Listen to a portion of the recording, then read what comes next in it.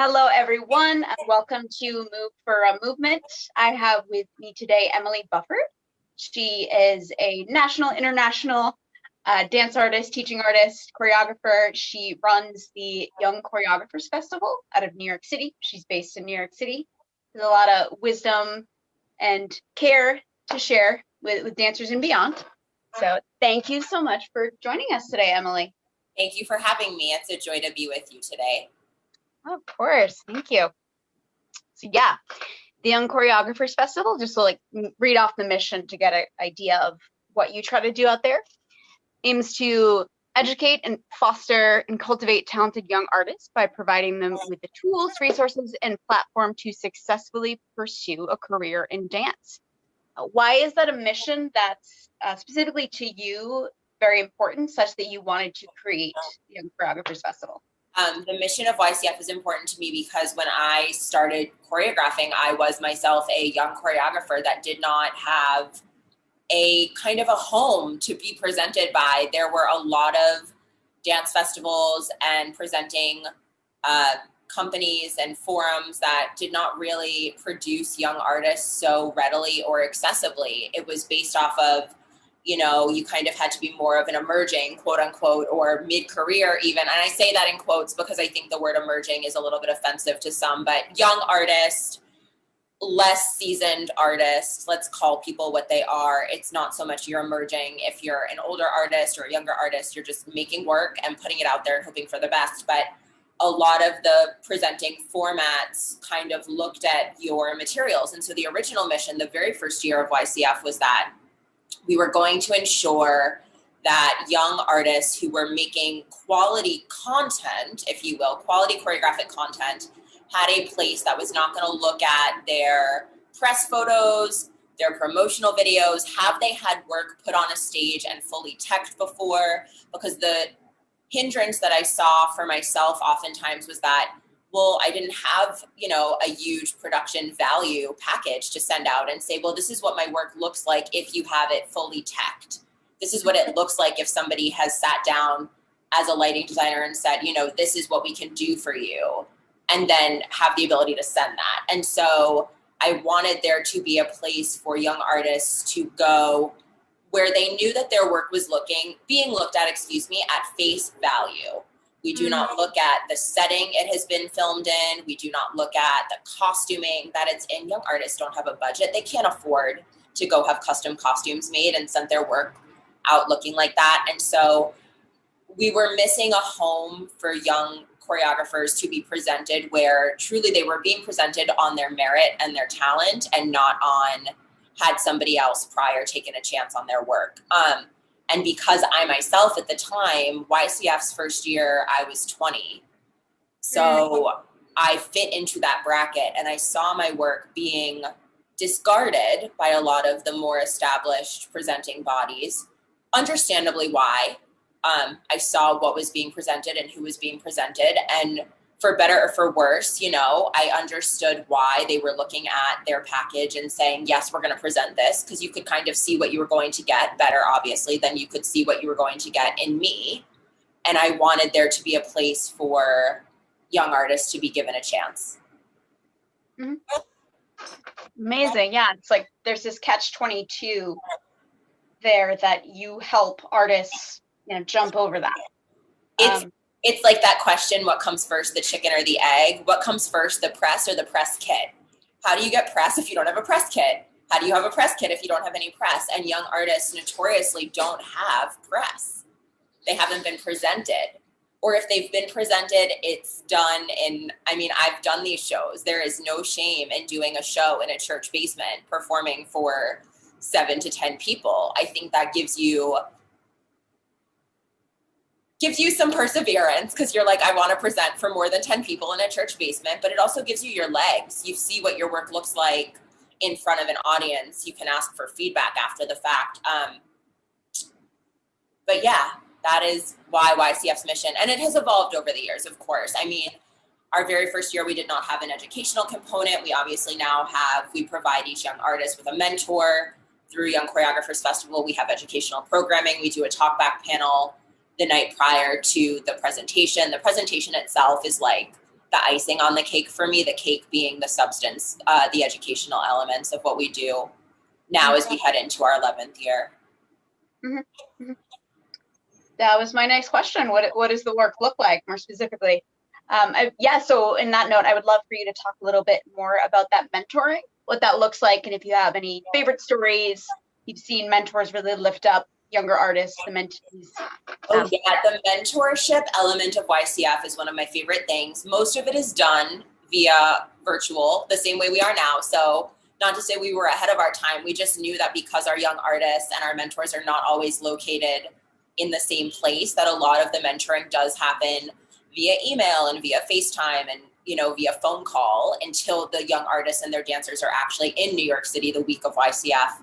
And then we have rehearsal space available to them, and their mentors often will go at that point, because many of them are based in New York City, will go to the rehearsals and sit with their mentee in person, often for the very first time in that forum. But the mentoring is so wonderful because it creates relationships that we highly, highly encourage, that if they have a good mentee-mentor relationship, that they foster and that they continue. And many of them have led to our young artists, you know, getting further work after YCF. We have mentors who then hire the young choreographers to come set work at their organizations, to teach for them if they are a teacher. And I always preface that, you know, YCF does not vet teachers. So we can't say, yes, this young choreographer will be a great teacher for you. But if they do happen to be an educator and they are a great educator, they often get hired by their assigned mentor to do work for them. And it really proliferates itself. It's a wonderful dynamic that gets created between these established artists and these younger artists who then they have relationships forever, some of them, or thus far forever. Yeah, and it is interesting.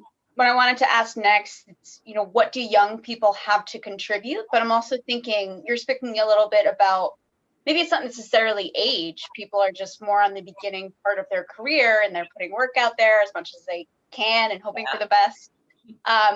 So young people, or people with that beginner's mind, right, for maybe lack of a better term. Yes.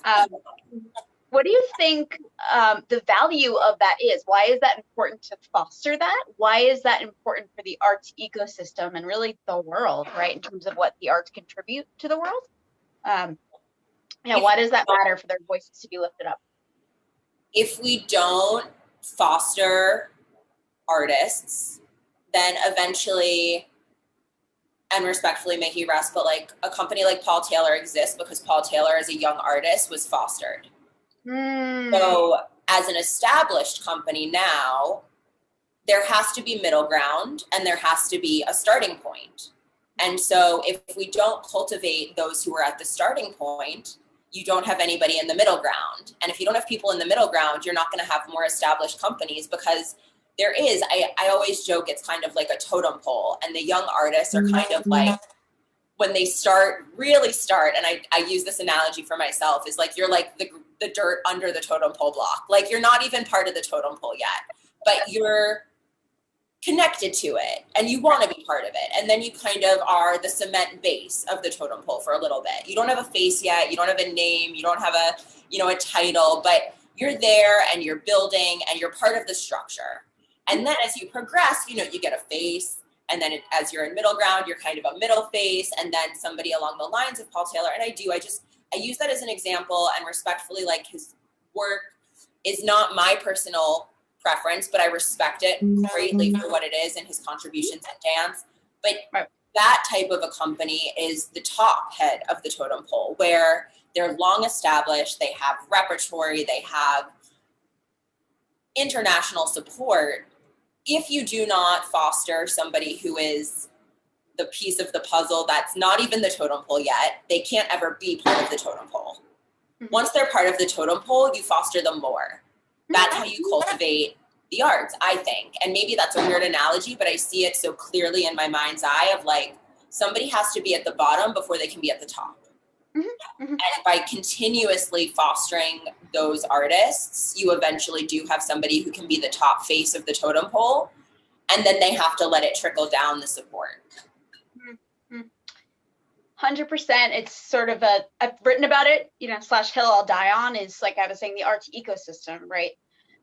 If you don't get your people who are learning about the work through maybe making mistakes through their their own view or someone else's, learning from those mistakes, trying and failing, right? That's a nebulous term, sort of, Yes.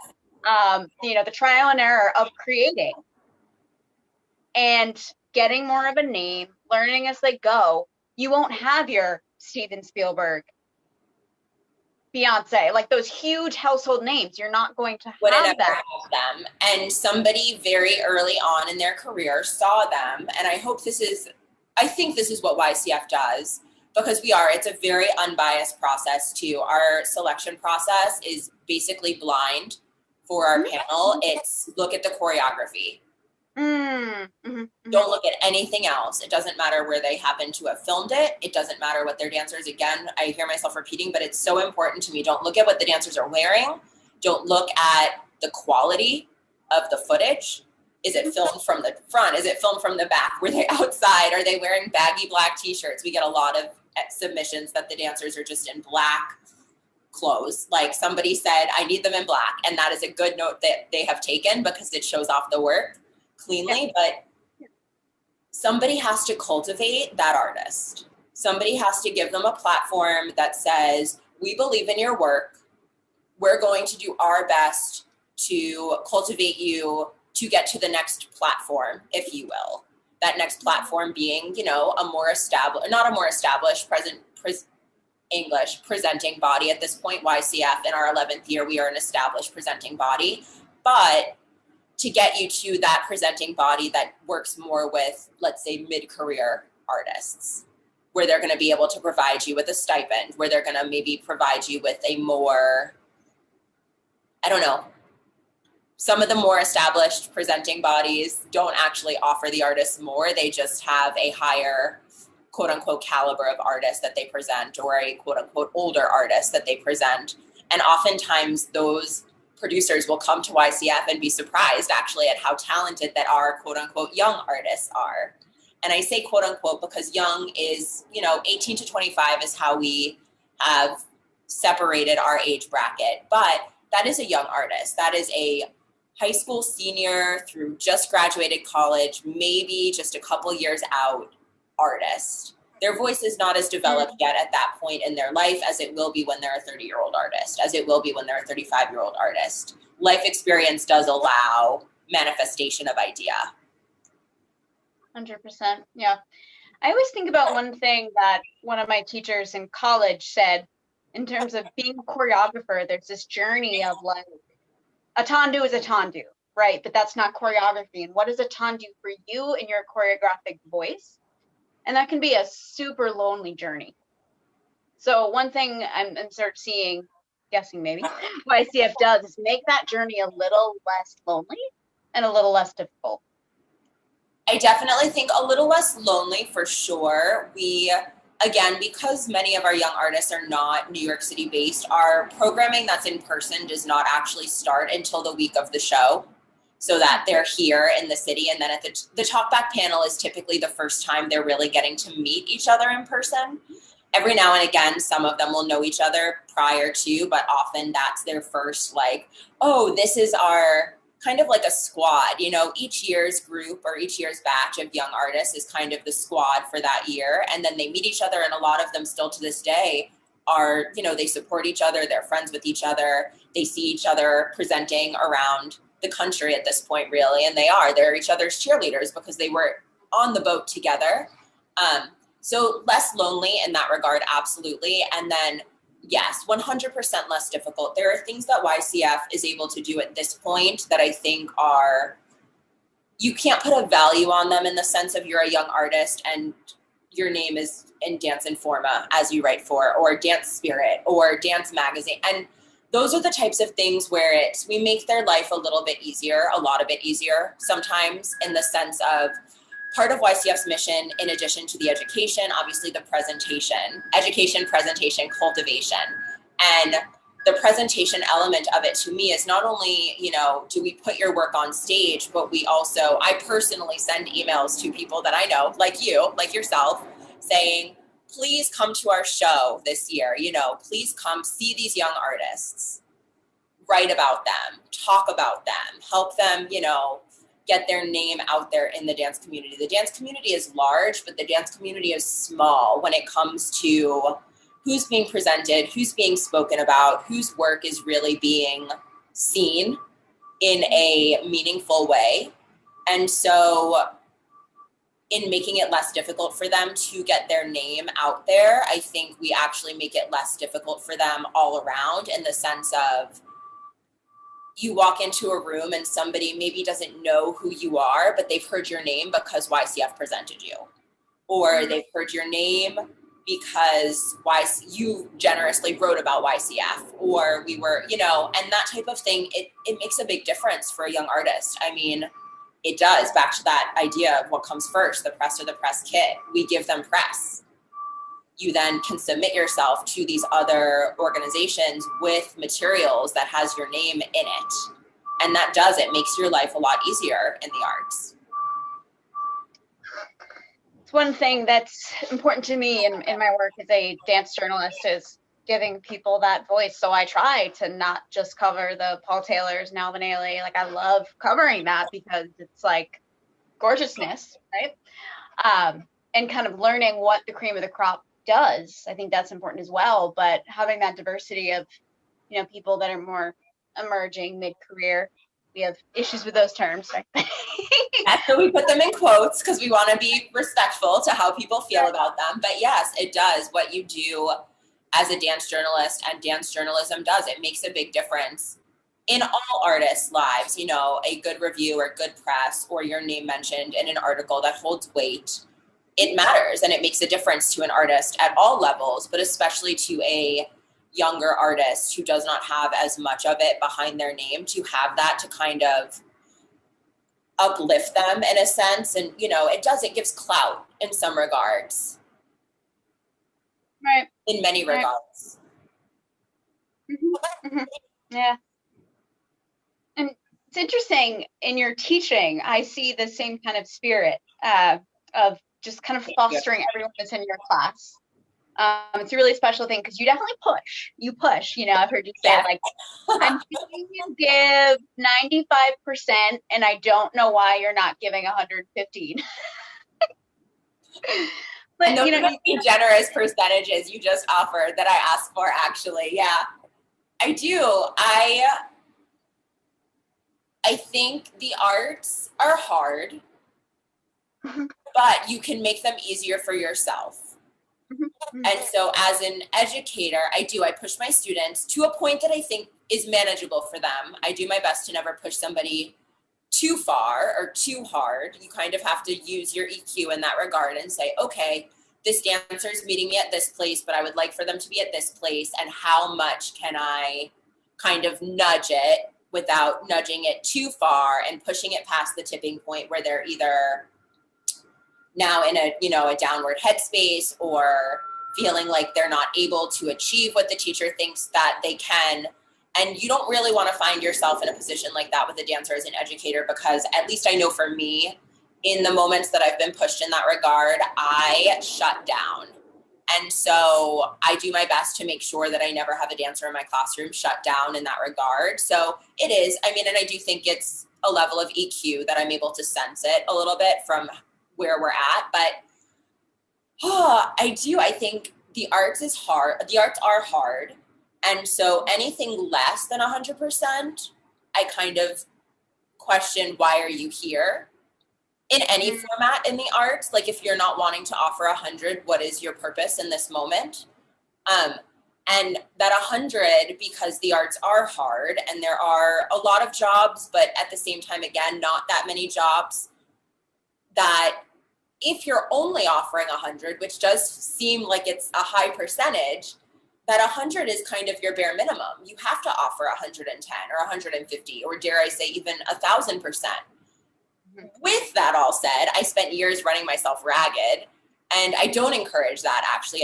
I look back in hindsight and I think, oh, you could have made some better choices for your own emotional health and sanity, but I don't have regrets for offering in that regard. And I do my best to always offer that high percentage in my classroom or to our YCF artists. Still to this day, for our alumni, we try to offer them support however we're able. And I always say, because, you know, I don't always agree with all of our alumni, or sometimes they'll ask for things that I'm not able to offer. But I always say it's never personal. I do my best to separate church and state, so to speak, of like YCF is the church, I'm the state. I can very clearly say, as the church, we support you in this endeavor. As the state, I don't have to personally support it, but I can see how our producing organization should, and we always will. Yeah. And I don't know if you want to comment on this. It's kind of not a broken record, but just in the cultural milieu, I'd feel remiss not to note, you know, racial and economic and all those points of equity out there right now. What you're saying about lifting people up and, you know, inspiring them to give more and giving opportunities. And there's just this piece that might be missing because of where people might find themselves in their lives. I think in terms of lifting up a diversity of voices, different races, different cultures, I think that's also key for making an arts world that's more inclusive, has more to offer. As far as that is concerned, I feel really proud, actually, to say that because YCF's process of selection is completely blind, the panel does not even get names along with their, you know, submission sheet that they receive. We are fully inclusive, and we offer a scholarship fund for anybody who's applying if they cannot afford the application fee. All they have to do is send us an email that says, hi, you know, I am not able at this time to afford your application fee. And then if I get selected, the submission, and we do have funds available because we are, you know, sponsored Project Fractured Atlas, 501c3 not-for-profit, that we do have accessibility for everyone. And I firmly believe that there is room for everyone. And so if you look back to who we have presented over the years, you'll see that there is racial diversity, there is sexuality diversity, there is no discrimination in the YCF house anywhere to be found. And I feel so proud to be able to say that, but we are 100% inclusive. We will present you based on your talent, merits alone. Choreographic merit, that is how you get presented by Young Choreographers Festival. That is it. Right. Yeah, I think that blind review process is so important, and I'm so glad to hear that you do that, and it's worked the way it has, it seems.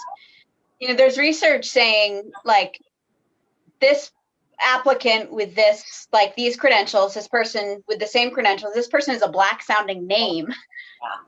And just different outcomes. And, like, I think they even interviewed employers about, like, well, why'd you choose this person? That bias is there. And how do we move past that, right? It can really be the difference of these procedural, you know, these methods of ways to eliminate that bias until we get to a place in society, if we do, I hope we do, where that truly doesn't have to matter. Absolutely. And I want to add to that also, because our panel is also diverse. So outside of the fact that the process is completely blind, our selection panel is diverse. Our advisory board is diverse. We really do keep everybody around. Nobody is not selected for any reason other than, I hear myself about to say this and I'm like, I hope this doesn't sound unkind on tape. If you have not been selected for YCF, all it means is that our panel did not think your choreographic submission for that year was what they wanted on our stage for that year. It doesn't even mean it's for lack of talent, because when you're presenting a show, obviously as a producer, and I put the lineup for our evening together, well, we get a lot of contemporary submissions. Well, we don't want to have a 2-hour show with only contemporary. So even that, it's not necessarily a lack of talent that doesn't get you in the door. It might just be that there were too many works that were similar. And so a piece that was a little bit more in a different direction was suggested to be presented instead of your contemporary work. And I am using contemporary as the example because that is, I would say 9 out of 10 applications we get are contemporary. And it's beautiful. And a lot of the work is really good. And sometimes, you know, I always encourage, if an artist does not get accepted the first time they submit, try again. Try again, because we are working with young artists. Like, your 18 or 19-year-old voice might just need 1 or 2 more years, because it's an interesting breakdown of age element there, because 18 to 25 is kind of not that large of an age gap, but it's a large age gap in the sense of the 18-year-old who just graduated high school versus the 25-year-old who's been living their life in the kind of quote unquote real world, probably for 2 or 3 years. There's a lot of life in that 25-year-old that the 18-year-old probably doesn't have yet. And so the disparity is not necessarily in their ability as a choreographer. The disparity is in how they use their ability as a choreographer and how, you know, they use what's in their gut in their material. And so I do always encourage 18-year-old, if you don't get accepted the first time, try again. Email again. Like, until somebody tells you to stop, don't stop. I think that's the arts in general. It's, you just like, it's part of it. You know, failure, again, what does that even mean to a certain extent? Does not mean the end. It just means you need to take another step, maybe step back and reevaluate.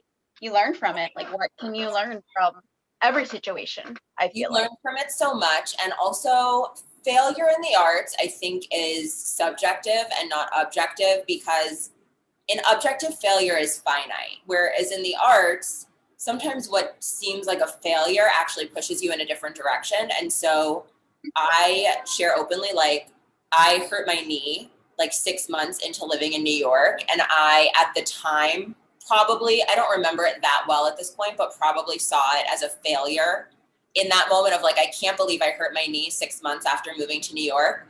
But what it did is it allowed me time and opportunity to go into a studio with one of my friends and create a solo on her. Beautiful dancer. Thank you, Elise Siebert Bouchon, who now is like married with children living in LA. But it gave me the opportunity to create work.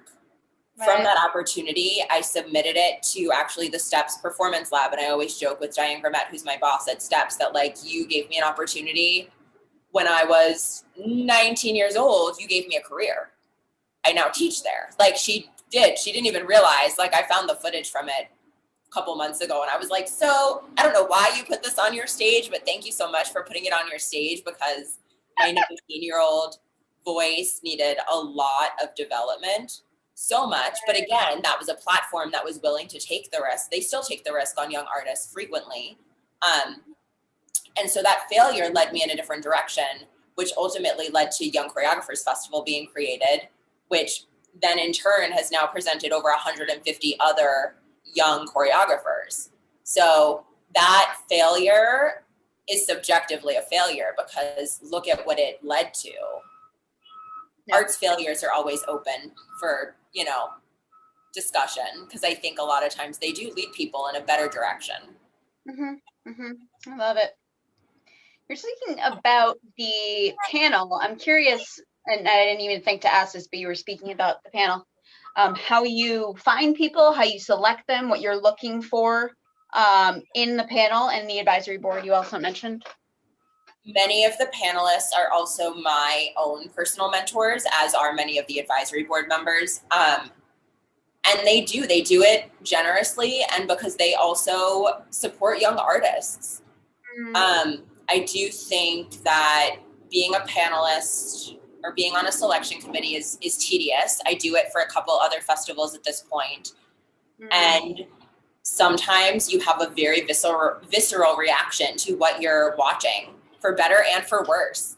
And sometimes somebody else on the panel has the exact opposite reaction. They love what you just hated, and they hate what you just loved. And that's what makes, I think, the world go round, but that's what makes the arts world go round, is that I can love something and you can hate it, and there still will be a place for it. And so my panel is comprised of some of my dear mentors who, again, just generously support the art, some of our advisors, people who run other presenting organizations who have then gone on to give some of our young artists further opportunity with their own presenting platforms. And it's great. And how do I ask them? I send them a lovely email saying, hi, this is, a minimal commitment, but if you're open to it, your advice, your feedback, your offering is greatly valued here. I personally send those emails. And I think I've only actually ever really gotten a no from one person that I've asked, who simply was just like, I don't have the ability to take this on in the capacity that I feel like I would want to. And so I sent an email back saying, thank you so much. I appreciate your response. But these are people who believe in the proliferation of the arts. And back to that idea of like, how do you get an established artist, quote unquote, established artist or company? Somebody has to look at a young artist and go, I believe that it takes steps A, B, C, D, E, F, and G to get you to that place. And not only do I believe in that it takes those steps, I'm going to do what I can to help support people to take them. And that's how you have people like my advisors. They're all people who believe that young artists need a place to be presented and supported and educated, and they offer of themselves generously in that regard to help make sure that it can happen in a format such as YCF, where we really do our best to showcase them at their best. I love it.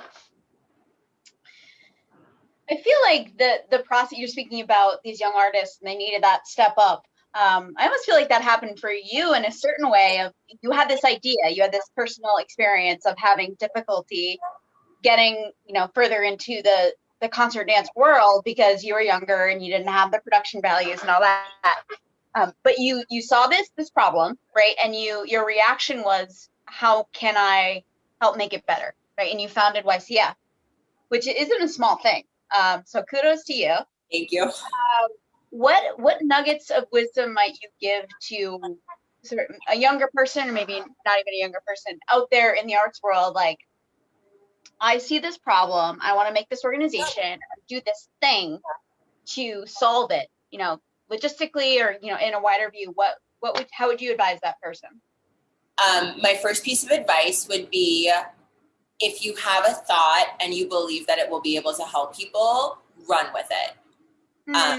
YCF came to be, I found myself in a very fortunate position when I had the idea for YCF. I was an intern at the now unfortunately defunct Dancer magazine that I run. Maybe I always come back to Paul Taylor because the office was in his townhouse, actually. He used to be sitting out in the garden while I was there being the intern doing work. But I had this idea, and I wrote Symphony Space a check for a security deposit out of my savings before I told anybody what I was doing. So in hindsight, bad 19-year-old, don't do that with your money. But like, in hindsight, also smart 19-year-old, like you had an idea and you believed in it, and I ran with it. And so I took that idea back actually to my boss at the time at Dancer magazine, a wonderful gentleman by the name of Joe Cody. And he said, well, where are you going to do this? When are you going to do this? Was his response to me. And I said, June 6th at Symphony Space. And he went, what? And I said, yeah, no, I wrote I have the date. I have the space. It's June 6th. It's a Sunday. I booked the theater at Symphony Space. We're going to have a show. And he opened his Rolodex, the Dancer magazine Rolodex. He opened it and said, I'm going to send some emails because you're going to need a board and you're going to need support and you're going to have to learn how to put a show together while you're putting a show together. Like, this is a done deal at this point. And so he did. He opened the Dancer magazine Rolodex to who he felt would be good, board members and who would be on board with the idea of supporting young artists in this manner, knowing that it was being produced by a young artist, and wouldn't run for the hills with that information of like a 19-year-old has decided to do this. And people were generous. And so my understanding of the arts community is generosity. So like, to speak of Maurice Curry, who has been a board member since the first year, is one of the most supportive board members still to this day. But he was like, yeah, let's sit down and have a meeting. And he told this story at YCF last year, which embarrasses me to no end, but I do respect people's time. Still, I try to respect people's time. And so we had a meeting sitting at the Time Warner building right by Bouchon Bakery, and he had offered me an hour.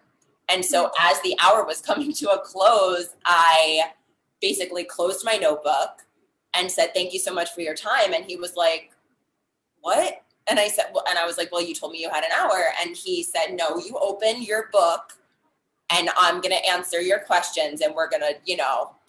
And so I would say to young artists, run, literally run and ask for help. Right. The worst thing that's going to happen is someone says no. Yeah. And learn how to take, and learning how to take a no is hard, but learn how to take somebody's no. And not take it as a personal no. They're not saying no because they don't like you. They're probably just saying no because either your idea is not far enough along yet for them to really be able to jump on board. And you have to, as a young artist, respect that. If somebody tells you no as a young artist, don't think, oh my gosh, they hate me, they hate the idea. Just take a moment, self-reflect. You are young. They might just not be able to see your vision where it needs to be seen yet for them to get on board. And that is okay. That is 100% okay. There will be people who hear you and see your vision and say, okay, your vision is early in its stages, but I'm willing to jump onto your vision in its early stage. There will be people like that too. None of it is personal. And I think that's actually a very hard thing because it feels like even still to this day, I'm always like, well, everything is personal. Yes, you want the person to like you as a human and think you're a good person, that you're kind and that you have integrity and that you're hardworking. That has nothing to do with your idea. Your idea to them is not personal. And so if somebody says yes to your idea, they're saying yes to your idea. If somebody says no to your idea, they're saying no to your idea. If you're not a good person, they might be saying no to you. But if you're a kind-hearted, hardworking person of integrity, it really might just be that their no is just not yet. Just give it a year. Just give it 2 years.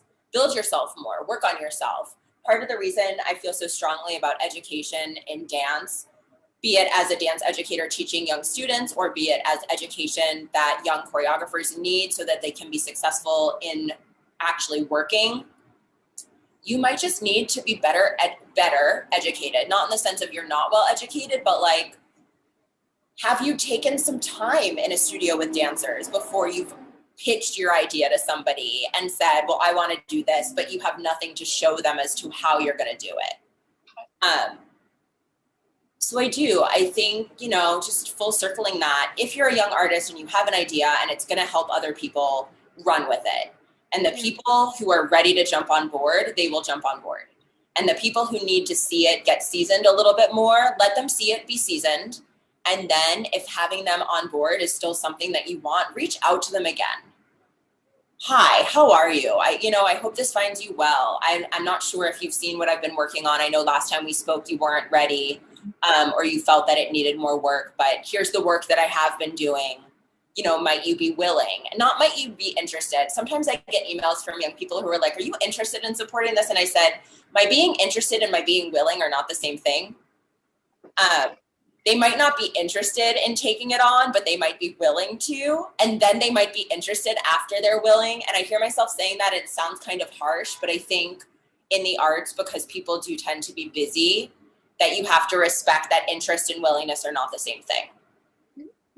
Yeah, vice versa. They might want to, but they're like, I'm working 16-hour days. I just logistically I'm greatly interested in your project, but as far as like my sanity is concerned, I can't take it on right now. So yes, I'm interested, but I'm sorry, I'm not willing at this time. And as a young artist, it took me a lot of years to actually really appreciate those sentiments. As a young artist, you're like, it's me, it's me, it's me, it's me, it's me. It's not you, it's us collectively, whoever the dynamic happens to be with, be it with a mentor, be it with a boss, be it with the dancers that you're working with. That's something that as a young artist, you kind of take for granted that your dancers tend to also be young artists who you're probably not paying, you're probably, you know, everything as you get a little bit more, I'm going to use the word seasoned instead of older. As you get a little bit more seasoned in your understanding and functioning, you see how, you know, oh, it wasn't about me. Oh, it wasn't personal. It was truly just about where we could meet at that place and time. Mm-hmm. And in the arts in general, learning to take that no, like you kind of can't do it. If every time you get a no, you take it completely personally, it would break you down and you would do something else. I quit. And I remember actually when I was young, because I'm very, very sensitive. And I think that shows itself in pretty much everything that I do. But I remember my mom one time being like, you need to thicken your skin just a little bit, because if you are going to call me crying every time somebody says an off word to you, or you get a no, every time you're going to just be defeated, then maybe this is not the right path for you. And so I have learned to, back to the idea of separate church and state, which I think is such a wonderful headspace to be in, of like, I know what I contributed. If you don't like it and it's not for you, that doesn't mean that my contribution is not valuable. It just means that you don't like it. I use this as my example in class all the time. I am a coffee drinker and tea upsets my stomach. So you could literally be like the fanciest. I think there's a tea that's grown in like the Himalayas for like $1,000 a pound, or some small amount of tea is so outrageously expensive. And I always say, you could be that tea and I would still say thank you so much, but I don't care for tea because I know that it upsets my stomach. Whereas you could be a very cheap cup of coffee and I'm like, give me that caffeine hit. I love the way you taste. And I think that's very relevant in the arts, because everything we do in the arts is so subjective. Almost everything. The business side of it is a little bit more objective. But as far as artistry is concerned, you are going to be perfect for one person. You're going to be absolutely what somebody else despises. And it doesn't say anything about you. And that's what I think I've always loved about the arts, is like there's no yes, no, right? There's that room for exploration and questioning. And I think that's all a beautiful thing. I personally wouldn't have it any other way. Oh, it would be, the arts are exciting because they're interesting, and something that is very, I don't know, I always come back to that painting hanging on the wall at the moment that's like a big red dot on a white canvas. And I think like, I know 4-year-olds who could do that, and somebody paid like $2 million for that canvas. And I always question, like, it's so straightforward. Why is that a $2 million painting? I would much prefer to go to the Met and look at the Renoirs and the Degas and the Monets and the Impressionist painting where there's that. And I feel like dance oftentimes falls into that Impressionist painting category. It's how many brush strokes did somebody use, and what colors did they choose, and how did they blend them, and how did they articulate their idea in a way that sometimes is much more straightforward than others. I mean, I'm thinking about like a Degas versus a Renoir, and it's all open to that. Like dance as an art is open to all of it. And so circling it back to being relevant to like what YCF does, we're diverse. And so we present all of it. And it's why we're able to put so many works on stage. Somebody once said, well, aren't you worried it'll get too much like a recital? And my response to that is, sure, but if it's a really, really, really great recital, I see no harm. If we presented 15 really talented young artists who are giving you a very, very diverse array of what dance can be, then I take no issue. Call it whatever you want to call it. Did you enjoy yourself? Did you see something that inspired you? Did you see something that left you wanting more? Did you see something you hated? Did you see something that struck a chord in a good way, in a bad way? Did you see something where you were like, oh, I didn't know you could do that? Recitals are where I learned to be an artist, or learned how to be a performer. Yeah, I mean, the questions are endless, and I appreciate that as artists, we have the ability to constantly be asking them.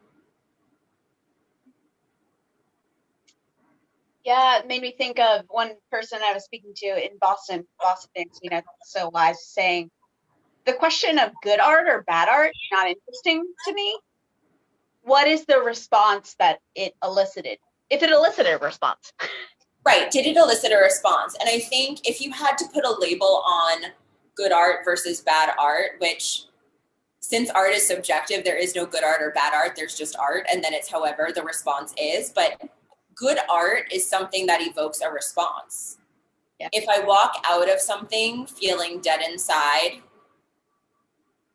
where I've had no response at all, I just kind of sit there coldly, then maybe that's quote unquote bad art, because art is designed, I think, by default to engage and to move and to motivate in some ways, for better and for worse. But yeah, there's just art. Because you and I could do exactly the same thing, and somebody might much prefer your version to mine. And so there's just art. It is back to that idea of like, a tendu is a tendu.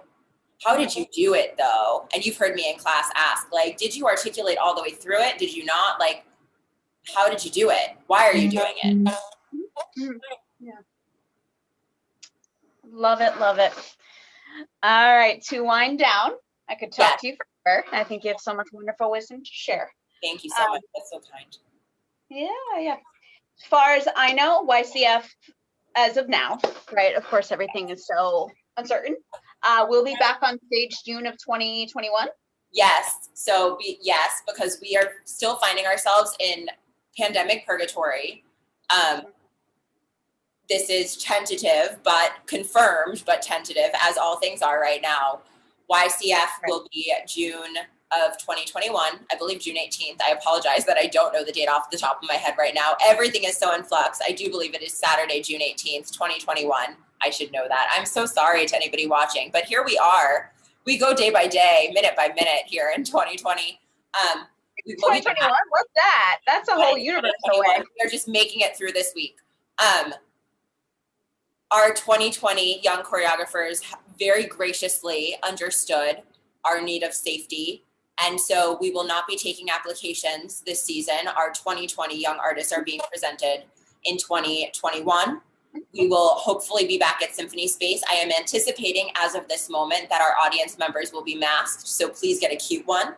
Show up and show out, get a cute mask, prepare to be maybe not socially distanced at that point, pending vaccine arrivals and whatnot, but we are planning to have a show come heck or high water. I will make it happen for these young artists. So please plan to join us if you're able. It will not be virtual. I feel very adamant.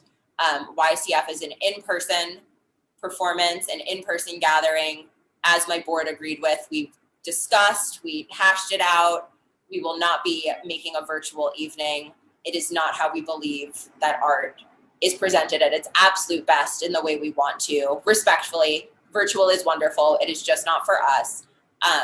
So if you're around, please plan to join us if you're able, New York City. And otherwise, that's it. We're looking forward to having this round with these young choreographers who have been so gracious and so tenacious and so eager. They're ready. They're excited to be put on stage, So in hindsight, maybe this whole experience has taught us to be more appreciative. I think they're very appreciative that we're doing our best to still have a show come June. I know I'm appreciative to them for their patience with us as we figured out how we could do it as safely as possible to make sure that they were safe and that our artists are safe and that everybody is well and that we can present them the way we want to present them, which is on stage, lit, fully teched in front of an audience that will support them and cheer for them. And that's how we want to roll. Wonderful. Folks, Emily is in New York City. You can hear the sirens going by. I'm so sorry. I'm looking out over Broadway, hearing sirens. City life. And when are you teaching? Everyone take Emily's class. Thank you so much. That's so kind. I teach at Broadway Dance Center. So currently for BDC Online on Fridays and Sundays at 10 a.m. And I teach for Steps on Broadway, which is currently virtual steps, on Wednesdays at 6:30 p.m. and Saturdays at 12:30 p.m. And it would be a pleasure and a joy for me to dance with you. I I go into the studio sometimes, but mostly from what I have self-dubbed studio buffered. So please join me in a very, very safe, warm, hopefully welcoming environment, and I'll hope to dance with you and see you in person as soon as we're able to safely. Yay. Anything else you want to share? Any last words? I think that's it. Keep dancing, keep making art. Like, don't let a no define you. Don't let a yes define you. Just keep doing your thing. Be kind, have integrity, ask questions. Even if somebody's annoyed, ask questions. And do your best always. I love it. I love it. I love it. All right, everyone. Thank you so much for joining us today. Emily, thank you again for joining us. Please like, subscribe, comment, spread the word if you believe in the work of justice and dance's power to move that forward. So yes, happy day, everyone, whenever you're watching this. Thank you so much again. Kathryn. Thank you.